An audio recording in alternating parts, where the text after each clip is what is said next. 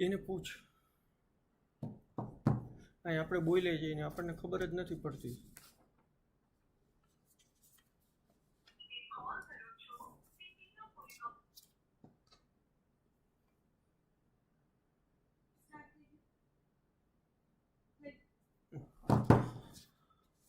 Hello, હું Dipen Dave, member bar council અને પૂર્વ chairman bar council of Gujarat.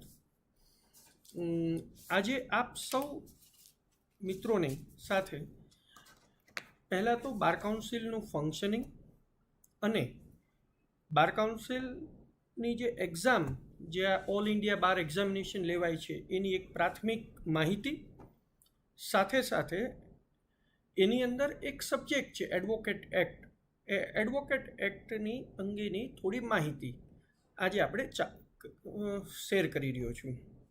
હું સૌ પ્રથમ તો મહેસાણાની કોલેજના મહેશભાઈ અને બધાનો આભારી છું કે આજે એમના માધ્યમથી હું આપ બધાની સાથે ચર્ચા વિચારણા કરી રહ્યા છીએ, એકબીજાના નોલેજ શેર કરી રહ્યા છીએ.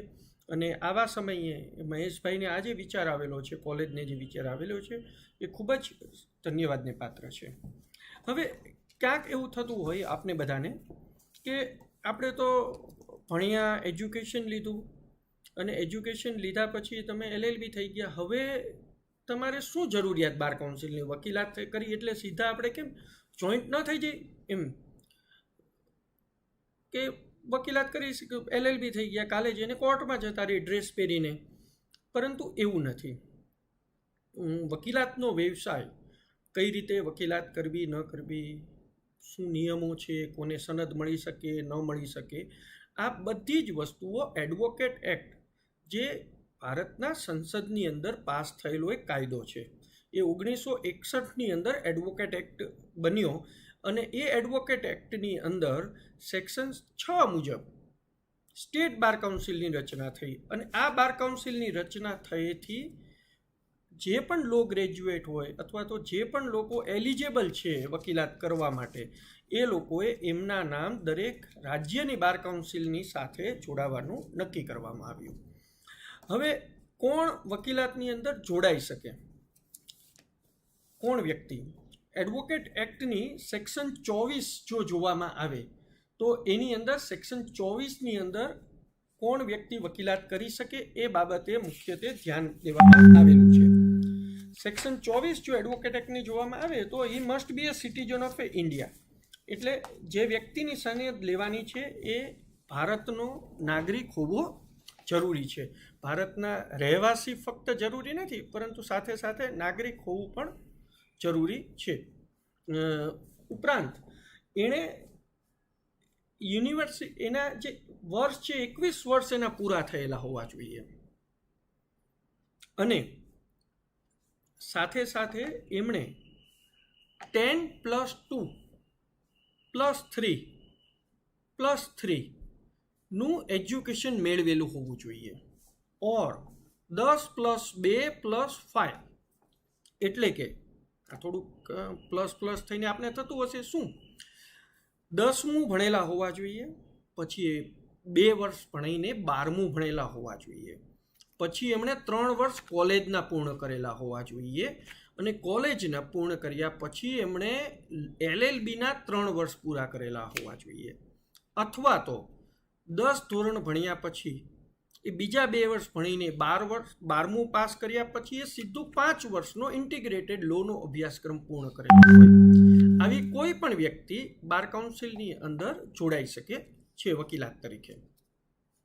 હવે એણે એક પ્રિસ્ક્રાઇબ ફીસ જે ભરવાની હોય છે એ હાલની તારીખની અંદર 16,600 અને જનરલ કેટેગરી માટે, અને SC/ST માટે 13,600ની ફીસ છે એ ભરવાની રહેતી હોય છે.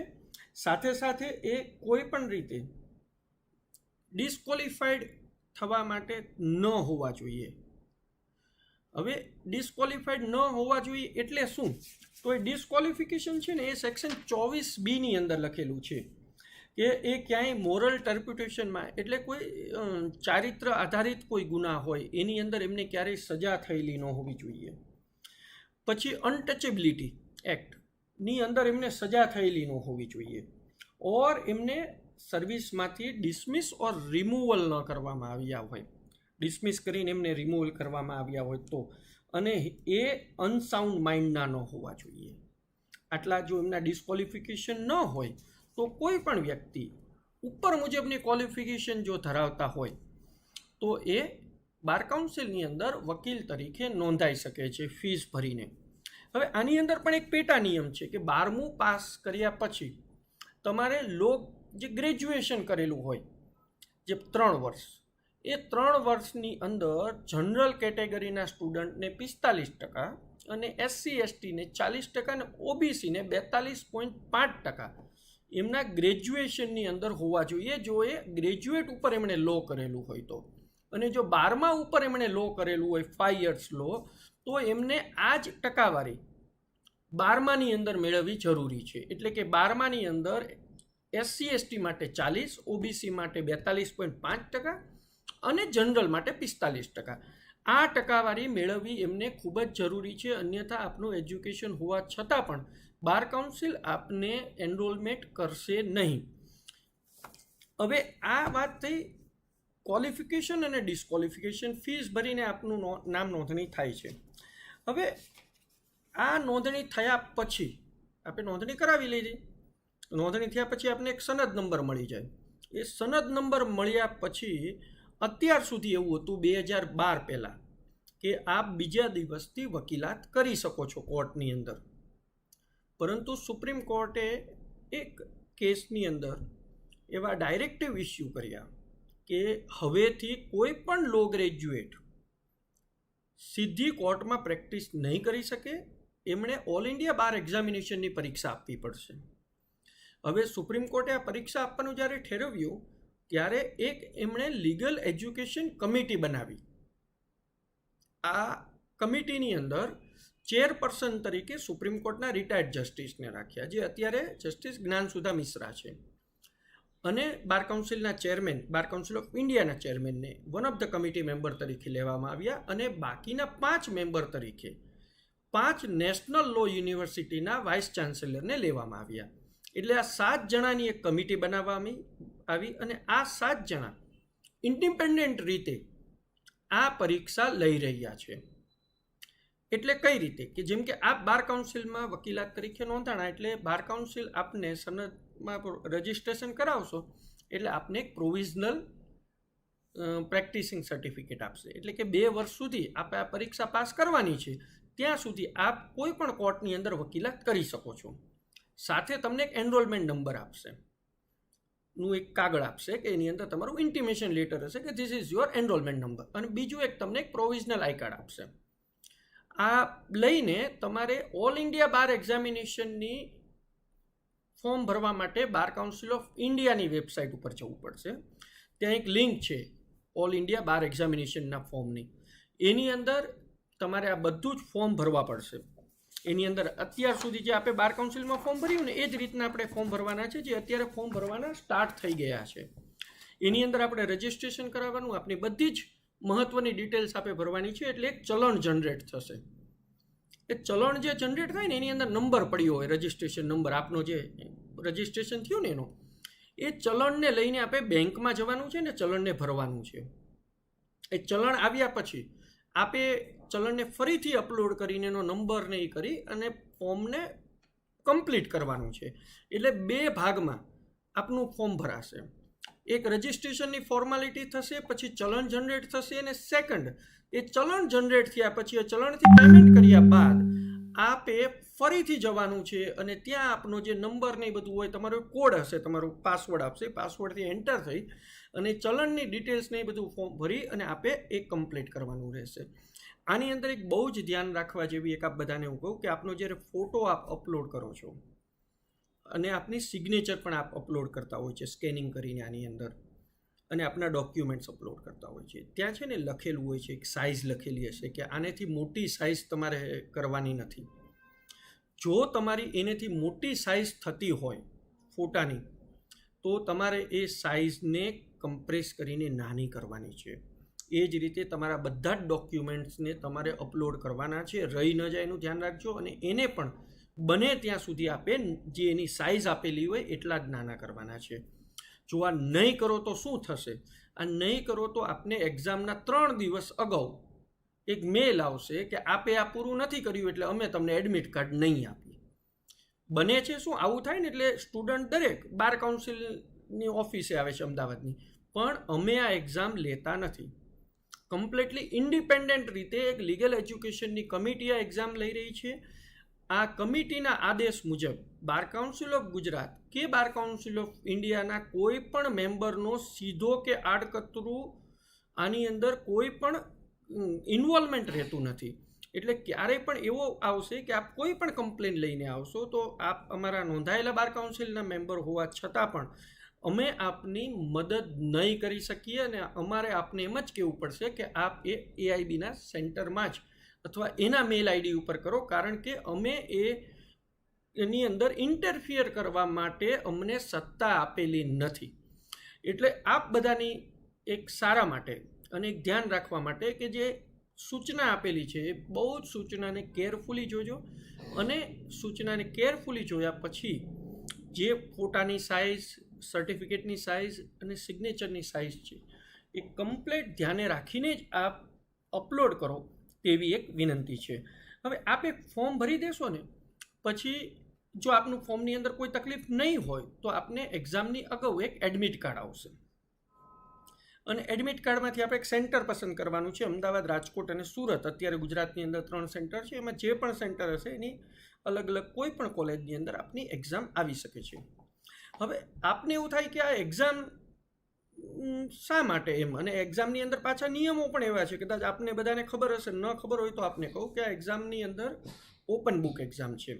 એટલે જ્યારે પણ આપ એક્ઝામ દેવા જાઓ ત્યારે આપ કોઈ પણ સાહિત્ય સાથે લઈને જઈ શકો છો. હવે કોઈ પણ સાહિત્ય આપે સાથે લઈ જવાનું એટલે તમને એવું થાય કે હું તો બધું જ લઈ જઈ શકું એમ. હા, આપ બધું જ લઈ જઈ શકો, પરંતુ મારું એક એવું માનવું છે કે આ બને ત્યાં સુધી બધા એક્ટની બેરેક્ટ લઈ જવા, અને એક સિલેબસ પણ આપેલો છે. જો આપને બધાને ટાઈમ હોય તો સાથે લખજો, અધરવાઇઝ એ સિલેબસ પણ અંદર છે. કયું સિલેબસ છે એની અંદર કોન્સ્ટિટ્યુશનલ લો છે 10 માર્કનું છે, આઈપીસી 8 માર્કનું છે, સીઆરપીસી 10 માર્કનું છે, સીપીસી 10 માર્કનું છે, એવિડન્સ એક્ટ 8 માર્કનું છે, ઓલ્ટરનેટિવ ડિસ્પ્યુટ એક્ટ છે જે એ 4 માર્કનો છે, ફેમિલી લો 8 માર્કનું છે, પબ્લિક ઇન્ટરેસ્ટ લિટિગેશન 4 માર્કના છે, એડમિનિસ્ટ્રેટિવ લો 3 માર્કના છે, પ્રોફેશનલ એથિક્સ અને જે એડવોકેટ એક્ટ છે એ 4 માર્કના છે, એન્વાયરમેન્ટ લો 2 માર્ક, કંપની લો, સાયબર લો એ બધા 2-4 માર્કના છે. હવે આ ઉપરથી આપણા 100 માર્કના પ્રશ્નો હોય છે. હવે આ જે ક્વેશ્ચનરી છે એની અંદર ક્યાંય પણ નેગેટિવ માર્કિંગ નથી, એટલે આપે ફક્ત પાસ થવા માટે 40 માર્ક લેવાના છે. 40 સાચા માર્ક હોય એટલે આપે પરીક્ષાની અંદર પાસ થઈ શકો છો. નેગેટિવ માર્કિંગ નથી, એક આપના ધ્યાન માટે. હવે ઓપન બુક એક્ઝામ હોવાથી તમને એવું થાય કે એક્ઝામની અંદર ઓપન બુક શા માટે? હવે અત્યાર સુધી તમે છે ને લો ભણ્યા ત્યાં સુધી આપ એક રેફરન્સ બુકથી નોર્મલી ભણ્યા કે તમને એક રેફરન્સ બુકની અંદર એક પ્રશ્ન પૂછવામાં આવ્યો હોય ને નોર્મલી એસે સ્ટાઇલનો આન્સર આપતો હતો, અને તમે 25-30 માર્કના અલગ અલગ યુનિવર્સિટીના બધાના નિયમો મુજબ એમસીક્યુ હતા. હવે આ 100 માર્કના એમસીક્યુ આવવાના છે, અને એમસીક્યુ અને જે રિઝનિંગવાળા ક્વેશ્ચનના આપ આન્સર આપતા હતા. અને અત્યાર સુધી શું કરવામાં આવતું હતું તો આપણે આવા જ ક્વેશ્ચનો ને આવી જ રીતે આપણે જાણતા હતા કે કઈ રીતે આપણે રિઝનિંગના જવાબ આપવા. આપણી પાસે બુક હોય, બુકમાંથી વાંચેલું હોય, અલગ અલગ અસંખ્યાબંધ બધી આ અંબાણી ને આ તે ને બધી જ બુક આવતી હતી, એના ક્વેશ્ચનમાંથી આપણે વાંચીને કરતા હતા. આ રીતે આપણે ગોતતા હતા. It's a completely a theoretical અત્યાર સુધી હતું. Now you are become a lawyer. તમે કોર્ટમાં જઈ રહ્યા છો, કોર્ટની અંદર કોઈ પ્રશ્નનો જવાબની રીતે તો ક્વેશ્ચનરી આવવાની નથી તમારી. નાવ તમારી પાસે કોઈ કેસ આવવાનો છે એને તમે આ રીતે તો જવાબ આપી શકવાના નથી. જજ નોર્મલી શું કરતા હોય કે તમને કોઈ પણ કેસ પૂછે તો તમારે એના સીધો પૂછે એટલે તમારે ઇન્ડેક્સ ઉપરથી ગોતીને એ સેક્શન ઉપર જવાનું હોય છે કે ભાઈ આ કયા સેક્શનમાં છે, તો તમારે સીધું જઈને કહેવાનું કે સાહેબ આ અહીંયા પેજ આવેલું છે, જોવો આ પેજ. એમ કરીને તમારે હવે આ ક્વેશ્ચનરી આપવા માટે તમારી પાસે ટાઈમ કેટલો હોય છે કોર્ટની અંદર? હાર્ડલી અ મિનિટ. એ ફાઇન્ડ કરવા માટે કોર્ટની કોઈ ક્વેરી આવે છે તો hardly a minute you will get. હવે અત્યાર સુધી જે તમે જે સબ્જેક્ટને જે રીતે વાંચતા હતા એ રીતે તમે 1 મિનિટમાં કોઈ હિસાબે ગોતી જ ન શકો. કારણ કે કાયદો જે રેફરન્સ બુકમાં જે રીતે તમે જે બુક્સની વાંચતા હતા સ્ટુડન્ટ એડિશનની અંદર એ રીતે ક્યાંય કાયદો છે જ નહીં. કાયદો ફક્ત અલગ રીતે છે, ઇન્ડેક્સ વાઇઝ આપેલો છે, અંદર એના ચેપ્ટર વાઇઝ આપેલો છે. એના માટે તમને આ એક ટેવ પડે. કોર્ટની અંદર એક પ્રેક્ટિકલ ટ્રેનિંગની અંદર આપણને જરૂર પડે. એના માટે આ ઓપન બુક એક્ઝામ આપવામાં આવે છે. સો આ એક્ઝામ ઘણાને એવું થાય છે કે ઓપન બુક શા માટે? તો completely with a intention two educate you practically educate કરવા માટે આ ઓપન બુક એક્ઝામ આપવામાં આવે છે. જેમ કે હું આપને ઉદાહરણ આપું કે એડવોકેટ એક્ટ છે, એની અંદર આપને એવો પ્રશ્ન પૂછવામાં આવે કે કઈ વ્યક્તિ આમાંથી નોંધણી ડિસ્ક્વોલિફાઈડ થાય છે વકીલાતમાં નોંધણી કરવા માટે. હવે તમને આ પ્રશ્ન પૂછ્યો એટલે સૌ પ્રથમ તમારી રેફરન્સ બુક હોય ને તો તમે જે તમારી સ્ટુડન્ટ એડિશન બુકમાંથી ગોતતા તમને બહુ વાર લાગે અને તમારા જે સમય છે એ મુજબ you will get A hardly 1 minute.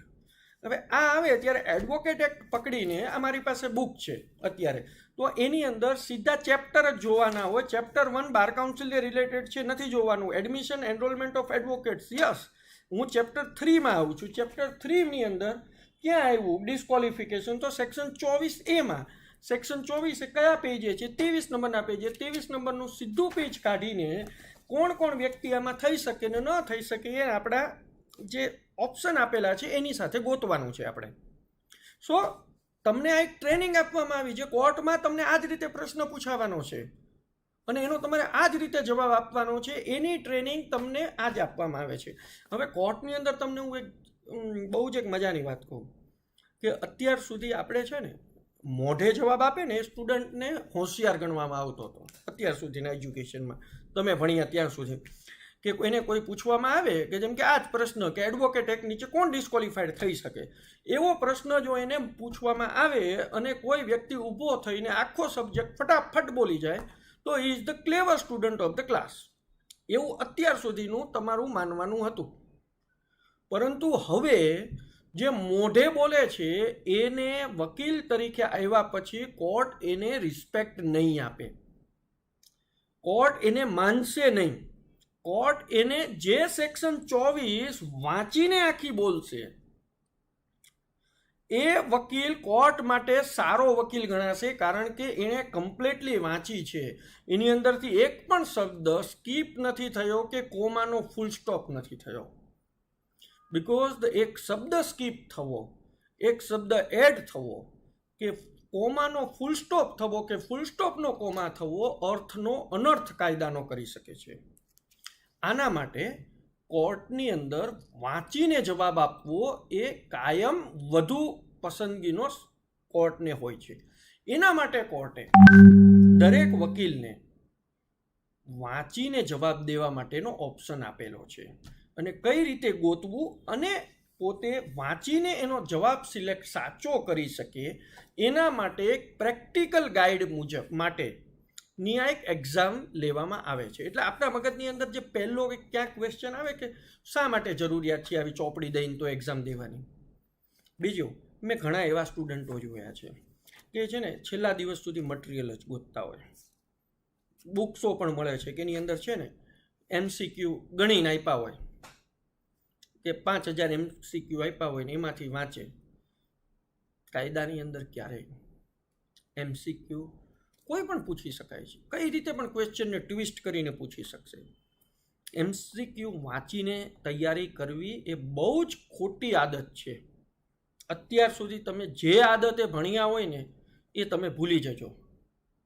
વકીલાતની અંદર જો તમારે સેટલ થવું હોય તો આ પદ્ધતિને તમારે બદલવી પડશે.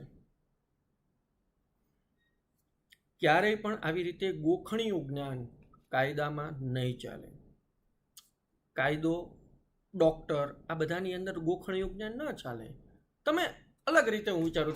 તમે કોઈ જગ્યાએ ડૉક્ટર પાસે જાઓ ને આમ હાથ જોવે, આમ જોવે, અને એને ગોખણિયું કયા બુકની અંદર શું હતું એને કઈ રીતે ખબર પડે? એમ ન થાય ક્યારે વાંચવા બેસે ને એમ, બરાબર? એટલે તમારે ક્યાં શું આવે, દરેક પ્રોફેશન વાઇઝ અલગ અલગ હોય. આપણે વકીલાતની અંદર આપણી પાસે કોઈ આવે ત્યારે એને કઈ રીતે કેસને લડવો, આમાં શું થાય એ આપણે નક્કી કરવાનું છે. પછી કેસ કઈ રીતે લડવો એ આપણે આપણા બેઝિક નોલેજથી શીખવાનું છે, જવાબ આપવાનો છે. અને કેસને કઈ રીતે ચલાવવો, એ ચલાવતી વખતે તમારા કાયદાના પોઈન્ટને કઈ રીતે મૂકવા એ તમારે વાંચીને કરવાના છે. ક્લાયન્ટને સલાહ તમારે વાંચ્યા વગર આપવાની છે. So completely a different aspect as practical and theoretical. હવે આજે પરીક્ષાની વાત ઉપર આપણે ફરીથી આવીએ. હવે આ પરીક્ષાની અંદર 40 માર્ક લેવાના છે, નેગેટિવ માર્ક નથી. 4 અલગ અલગ પ્રશ્નો પત્ર હોય, ABCD. એટલે તમારા બાજુવાળાના પ્રશ્નોની ક્યારેય પણ કોપી ન કરવી, કારણ કે એને A હશે ને તમારું B હશે, જવાબો બધા મિસમેચ થઈ જશે.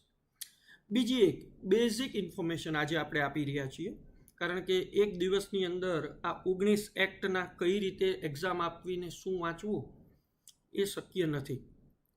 છેલ્લા 3 વર્ષથી હું ઓનલાઈન એજ્યુકેશનથી અને ફિઝિકલ ક્લાસીસ અમદાવાદની અંદર લઈને છેલ્લા 3 વર્ષથી હું AIBના ક્લાસીસ હું લઈ રહ્યો છું. મારા ધ્યાન મુજબ કોઈ એવું નથી કદાચ કે કોઈ આવા ક્લાસીસ બીજું લઈ રહ્યું હોય.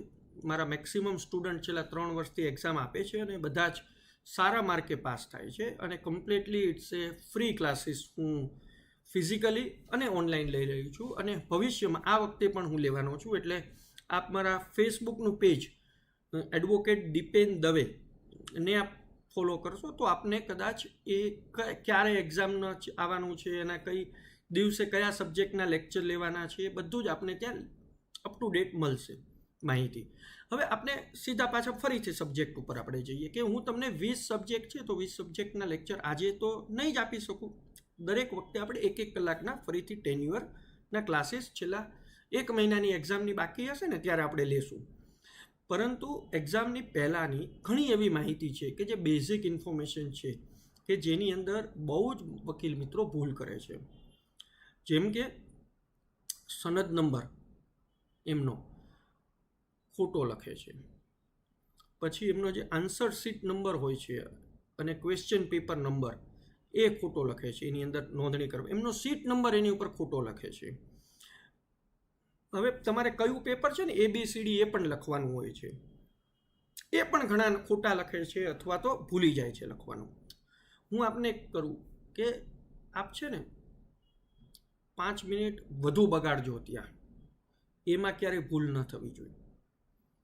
તમારે કંઈ પણ પેનથી લખવાનું નથી, તમારે OMR સીટ હોય છે એટલે તમારે ચેકવાનું હોય છે. જેમ કે મારું નામ દવે છે તો પહેલા લાઇનમાં D એટલે D ચેકવાનો, બીજામાં A ચેકવાનો, બીજામાં V, ત્રીજામાં અને ચોથામાં E. આ રીતે ચેકવાની આખી પદ્ધતિ છે. નંબર પણ એ જ રીતે આપણે લખવાના છે કે ઉપલી લાઇનમાં 0 છે તો 0, પછી 3 છે તો નીચેની લાઇનમાં 3. સાચવીને ચેકવું. બને ત્યાં સુધી સૌ પ્રથમવાર તમારે પેન્સિલથી ચેકવું, સાથે રબર લઈ જવું. ફરીથી you back to the primary school, pencil અને રબર લઈને સાથે નીકળજો. પેન્સિલ અને રબર લીધા વગર નીકળતા જ નહીં એક્ઝામમાં. વકીલાતમાં તમારે રોજ પેન્સિલ જોશે અને રબર જોશે. ઇવન એ લાઈફની અંદર પેન્સિલ અને રબર સિવાય હવે લાઈફ શક્ય નથી. એટલે સૌ પ્રથમ તો તમારે પેન્સિલથી લખવું બધું. ડબલ ચેક કરવું તમારે કે યસ બધું એક્ઝેક્ટ લખાઈ ગયું છે ને, કે મારેથી ભૂલ નથી થઈ ને લખવામાં. જો એ ભૂલ ન થઈ હોય તમને લાગે એક્ઝેક્ટલી, પછી જ એની ઉપર પેનથી કરજો. તમને એનું ઉદાહરણ આપું. દર વર્ષે 10% લોકો 10% સ્ટુડન્ટના રિઝલ્ટ ફક્ત આવા કારણોસર વિથહેલ્ડ રહે છે. પછી એમને એક્સપ્લેનેશન આપવા પડે છે, ઘણીવાર એ માન્ય રાખવામાં આવે છે. આ વખતે લાસ્ટ એક્ઝામની અંદર 10% વિદ્યાર્થીઓએ આવી ભૂલ કરેલી હતી, એને લીગલ એજ્યુકેશન કમિટીએ આવા બધા જ રિઝલ્ટને રદ કરી નાખ્યા. તમે કદાચ પાસ હશો પણ તમારી આ એક ભૂલને હિસાબે તમે પેપર ક્રમાંક નથી લખ્યું ABCD, ફક્ત એ કારણસર તમારું રિઝલ્ટ ગયું, then you have to wait for one another year. એટલે હું એટલે કહી રહ્યો છું આપને કે આ એક એવી વાત છે કે ક્યારેય તે આની અંદર મિસ્ટેક ન કરતા. પછી આપ જ્યારે પણ એક્ઝામ દેવા જાઓ ને ત્યારે શું કરવું? કોરું પેજ લઈને જવાનું, 3 થી 4 કોરા પેજ લઈને જવાના આપે. અને પેજની અંદર શું કરવાનું આપે? તો એ પેજની અંદર આપે 1 2 3 4 એવું કરી અને ચોખા બનાવી દેવાના. એટલે 25નું આ બન્યું, બીજું 25નું, ત્રીજું અને ચોથું, આમ 4 ભાગ પાડી દેવાના. એકની અંદર ક્વેશ્ચન નંબર 1 2 3 4 5 25 સુધી, બીજામાં 26 થી ચાલુ થાય, ત્રીજામાં આ એક જ પેજની અંદર આમ 100 લખવાના અને સામે જગ્યા છોડવાની. તમારે ક્વેશ્ચનની અંદર તમને વાંચતા ખબર પડે કે આ ક્વેશ્ચનનો જવાબ 25માંનો એ છે, તો તમારે સૌ પ્રથમે કાગળમાં એ લખવો.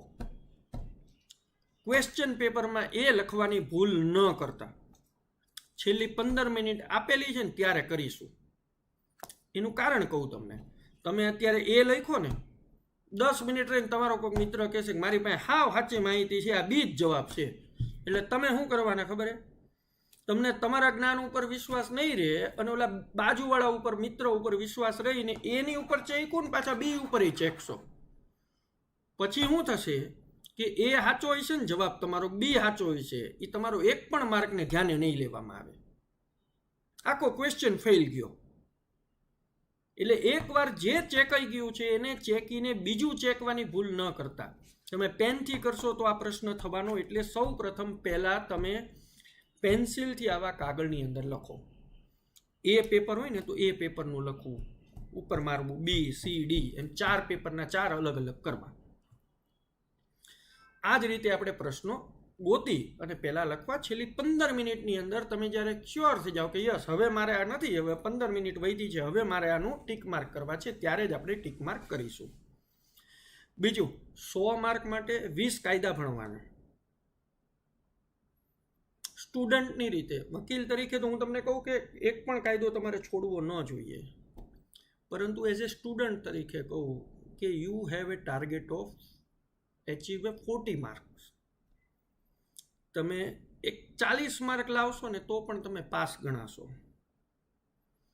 અને if you get 100 out of 100 તો પણ તમારા રિઝલ્ટમાં સામે પાસ જ લખીને આવવાનું છે.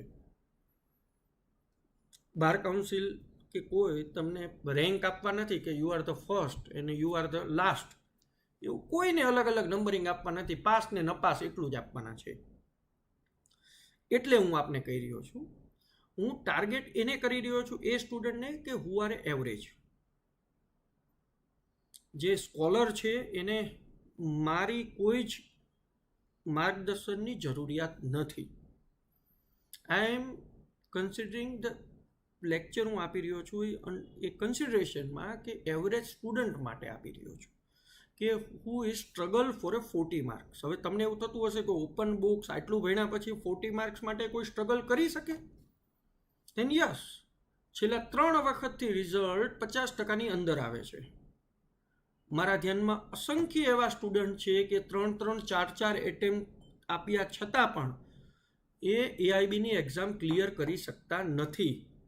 પછી એ મારા ક્લાસની અંદર આવે છે અને આપણે થોડુંક અલગ ધ્યાન આપીએ છીએ અને ટાર્ગેટ કરીને સ્ટુડન્ટને કરીએ છીએ, ત્યારે એને માંડ એ જગ્યાએ પહોંચે છે. સો ધ 40 માર્ક્સની સ્ટ્રગલ થઈ શકે છે મેળવવા માટે. પણ આ એક્ઝામને આટલું બધું કીધા પછી તમને એવો ડર લાગશે કે એક્ઝામ આટલી હાર્ડ છે. As a my view, exam બિલકુલ સહેલી છે જો તમે આને સિસ્ટેમેટિક રીતે આપો તો. આ બહુ જ સહેલી એક્ઝામ છે. Otherwise it's a toughest exam. હું આપને ત્યાં સુધી કહું કે 10 વર્ષની વકીલાતના સ્ટુડન્ટને જો એણે આ એક્ઝામ કઈ રીતે દેવી એનું જ્ઞાન ન હોય તો આ એક્ઝામની અંદર એ ફેલ થઈને આવે. પણ જો ફર્સ્ટ એટેમ્પ્ટ દેતી વ્યક્તિને આની ટ્રીક જો ધ્યાનમાં આવી ગયા એક્ઝામ કઈ રીતે દેવી, તો એના માટે બિલકુલ એક્ઝામ આપવી સહેલી છે. દરેક એક્ટમાં કઈ રીતે એક્ઝામની ટ્રીક છે એ દરેક એક્ટની અલગ અલગ છે. એ મારા જેમ આપણે પિરિયોડિકલી જેમ લેક્ચર દરેક સબ્જેક્ટના આવશે એની અંદર આપણે લેશું. બટ હું આપને એટલું કહીશ કે ક્વેશ્ચનને ટાર્ગેટેડ કરવા, પોર્શનને ટાર્ગેટેડ કરવો કે આ જગ્યાએથી ક્વેશ્ચન આવી શકે છે આ એક્ટમાં, કયા કાયદા વાંચવા અને કયાને ડ્રોપ કરવા. હવે હું આપને કહું કે આપણે 50 માર્કનું તમે સ્ટુડન્ટ તરીકે જો કમ્પ્લીટ વાંચો ને ધ્યાન દઈને, અને માયલું 50 માર્કનું છોડી દેવાનું, ખાલી ઇન્ડેક્સ જ વાંચવાની. આ કાયદાની આ એક્ઝામમાં છે ને બુક્સ વાંચવા કરતાં ઇન્ડેક્સ વાંચવી બહુ જ જરૂરી છે. દરેક કાયદાની અંદર છે ને ઇન્ડેક્સ આવે. હું આપને બતાવું, જો આ એડવોકેટ એક્ટ છે ને તો આની અંદર ઇન્ડેક્સ છે. આ 1 પન્નાની ઇન્ડેક્સ, આ 2 અને 3, આ 4 પન્નાની ઇન્ડેક્સ ખાલી આપ વાંચી લો ને આટલી, એટલે એક્ટ પૂરો થઈ ગયો મારા માટે, પરીક્ષા લક્ષી પૂરો થઈ ગયો. અને એ પણ ઇન્ડેક્સમાં વાંચવાની ગોખવાની જરૂરિયાત નથી. તમને ક્યાં શું છે ને એટલું મગજની અંદર યાદ હોવું જોઈએ કે યસ આ અહીંયા મળે, મેં આવું કંઈક વાંચ્યું હતું, એવું પણ આપને જ્ઞાન ખબર પડે ને કે હા મેં આવું કંઈક વાંચ્યું હતું, એટલે ઇનફ છે એટલું. હવે આ જ્યારે એક્ઝામની અંદર દેવા જઈએ ને ત્યારે 50 માર્કને ટાર્ગેટ કરવાના. હવે આ કઈ રીતે ટાર્ગેટ કરવા? મારા મતે છે ને આઈપીસી, સીઆરપીસી, સીપીસી ને એવિડન્સ એક્ટ સાથે negotiable instrument act, motor vehicle act, consumer protection act, advocate act અને સાયબર લોના થોડોક એક જ પોર્શન અને ફેમિલી કોર્ટનો એક પોર્શન, આટલું તમે વાંચો ને એટલે યુ કવર્ડ ઓલમોસ્ટ 60 માર્ક્સ. બાકીના 40 માર્ક તમે ભગવાન ભરોસે મારા મતે છોડેલા છે. એની ઇન્ડેક્સ તમારે વાંચીને જવાની છે. આ 60 માર્કની ઇન્ડેક્સને તમારે મિનિમમ 8 થી 10 વાર વાંચવી. અને જ્યારે પણ આપણે જ્યારે લેક્ચર લેશું ને દરેક સબ્જેક્ટને, ત્યારે હું કઈ રીતે વાંચવી ઇન્ડેક્સ દરેક એક્ટની એ આપને બતાવીશ. એ વાંચ્યા પછી તમારે એને કઈ રીતે એક્ટ કરવું એ પણ બતાવીશ. કઈ રીતે એને 5 વાર વાંચવી અને કઈ રીતે પ્રશ્ન ગોતવા. હું આપને એટલી એક ચેલેન્જ આપું છું કે દરેક સબ્જેક્ટનું લેક્ચર પત્યા પછી તમે એટલા શ્યોર હશો કે આ એક્ટમાંથી ગમે એ પૂછે આપણે ગોતી લેશું સાહેબ. એક પ્રશ્ન ગોતવા માટે 1 મિનિટ મળે છે આપને. આપે 120 મિનિટની અંદર 100 ક્વેશ્ચન ગોતવાના છે. હવે તમે 50 માર્કના ક્વેશ્ચન ખાલી ગોતી લો ને તો પણ ઇનફ છે. પહેલા 50 માર્કના ક્વેશ્ચન છે ને એની અંદર તમે જેટલા મળે એટલા ટાઈમ હોય ને મળે ને તમે ગોતો. મેં જેમ કીધું એમ કે ઇન્ડેક્સ આપણે ગોતી લેવાની છે ને એને ઇન્ડેક્સ વાંચશું ને તમે 5-10 મળ્યા તો ઠીક છે, બાકીનામાં તમે કોઈ પણ લખી નાખો જવાબ તમને યોગ્ય લાગે તો પણ 1/4 ક્વેશ્ચન તમારા સાચા પડવાના છે. 10-12 માર્ક તો તમને મળવાના જ છે. ખોટા પડ્યા એના નેગેટિવ માર્ક નથી. 40 માર્કમાંથી તમને 10 થી 15 માર્ક તો તમને અહીંથી મળી ગયા. હવેના જે 50 માર્કમાંથી તમને 25 માર્ક તો મળશે ને. You target 40. 40 માર્કને ટાર્ગેટ કરીને જશો તો બિલકુલ ઇઝી છે. 5 થી 7 એક્ટ જ વાંચવાના છે. 5 થી 7 એક્ટની ઇન્ડેક્સ વાંચવાની છે. અને જેમ કે આ એડવોકેટ એક્ટ ઉપર જ આપણે આજે ફરીથી જઈએ. એડવોકેટ એક્ટની અંદર સેક્શન 24 છે, તમે વાંચો 24 અને 24B. એ જ રીતે તમે રાઇટ ઓફ ધ પ્રેક્ટિસ જે ચેપ્ટર 4 છે એ વાંચો. એડવોકેટ એક્ટની અંદર સેક્શન 29 થી 34 એકવાર વાંચી નાખો અને સેક્શન 35 અને 36 અને 36B A અને B એટલે આ 8 સેક્શન વાંચી લેશો ને આપ, એટલે એડવોકેટ એક્ટની અંદર આટલાની બહાર કોઈ પ્રશ્ન નહીં આવે. જાઓ 6 થી 7 માર્કના પ્રશ્નો આટલામાં આવવાના છે. હું તમને ગણું ને તો પન્ના ગણીએ ને આપણે કેટલા પન્ના વાંચવાના છે? 5 પન્ના. 5 પન્નાની અંદરથી જ આ તમારા 7 થી 8 માર્કના પ્રશ્નો આવશે. દર વખતે આવે છે. હું તમને કહું તમે 10 થી 12 PILના જજમેન્ટ કયા હું તમને આપણે લેક્ચરો આવશે ત્યારે આપીશું કે આ જજમેન્ટની અંદર આવું બન્યું હતું, આ જજમેન્ટની અંદર આવું બન્યું હતું. એક આપણે PILનો લેક્ચર રાખીશું એની અંદર હું તમને જજમેન્ટો આપીશ કે આ 20 જજમેન્ટો છે એની અંદર આ ભોપાલ દુર્ઘટનાનું આ જજમેન્ટ, આ દુર્ઘટનાનું આ જજમેન્ટ, આની અંદર ખાતુનાના જજમેન્ટની અંદર આ ડિસાઇડ કર્યું.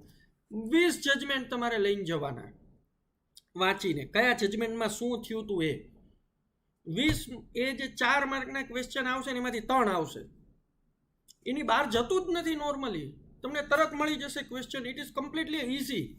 સેમ રીતે આ એડવોકેટ એક્ટ સૌથી નાનામાં નાનો એક્ટ, 15 પન્નાનો એક્ટ તમને 6 થી 7 માર્ક આપે છે. એ જ રીતે CRPC IPCના એક્ટ એટલા સરળ એક્ટ છે કે જે તમને 15 થી 20 માર્ક એ એક્ટમાંથી મળે છે. એટલે મારું આપને સજેશન એવું છે કે આપણે જ્યારે પણ એક્ઝામ આવે એના લેક્ચર ગોઠવીશું ત્યારે દરેક લેક્ચર વખતે આપણે એની બેરેક્ટ જ લેવાનું. ક્યારેય મોટી બુક નહીં લેવાની, બિલકુલ નાની બુક આવે બેરેક્ટ, બધી બુકો વસાઈ લેવાની, બધી બુકો લઈને જવાનું છે પરીક્ષામાં. અને દરેકની અંદર જ્યારે પણ હું લેક્ચર લેતો હોય ત્યારે મેં નોટ્સ બનાવી હોય ને એની દરેક એક્ટની નોટ્સ બનાવી એની બુક્સની અંદર જ રાખવાની, એ સાથે લઈને જવાની છે, કોઈ તમને રોકશે નહીં. મારા મતે એટલું તમે વાંચો 90% રિઝલ્ટ તમારી ફેવરનું આવશે. એટલે સૌથી પહેલાં તો તમે છે ને કે ડિસ્પ્રેશન કાઢી નાખજો કે આપણે કદાચ નહીં પાસ થઈ તો થશું આ તે, કશું જ નથી. કુલ માઇન્ડેથી એક્ઝામ દેવાથી કમ્પ્લીટલી ઇઝી એક્ઝામ છે આ. અને ક્યારેક કેવું થાય કે 100 પ્રશ્ન હોય ને, તમે આ પ્રશ્ન ગોતો ને પછી તરત બીજો પ્રશ્ન ગોતવા માંડશો, પછી ત્રીજો પ્રશ્ન. એવું નહીં કરવાનું. તમે વાંચતા જાઓ ને પછી જેમ આખું પેપર લેવાનું, ક્વેશ્ચન પેપરનું IPC લીધું તો IPCનો જે પહેલો ક્વેશ્ચન જોયો તમે, પછી ફેરવતું જ જવાનું. IPCનો બીજો કયો ક્વેશ્ચન છે 4 નંબરનો તો 4 નંબરનો ગોતવાનો, 8 નંબરનો છે તો 8 નંબરનો ગોતવાનો, કોઈ 2 નંબરનો કન્ઝ્યુમરનો હોય તો પાછી બુક મૂકીને કન્ઝ્યુમરની બુક લેવા જવાની, હવે 3 નંબરનો કોન્સ્ટિટ્યુશનલનો હોય તો એ ગોતવા જવાની, એનો જવાબ નહીં મળે એવું નહીં કરવાનું.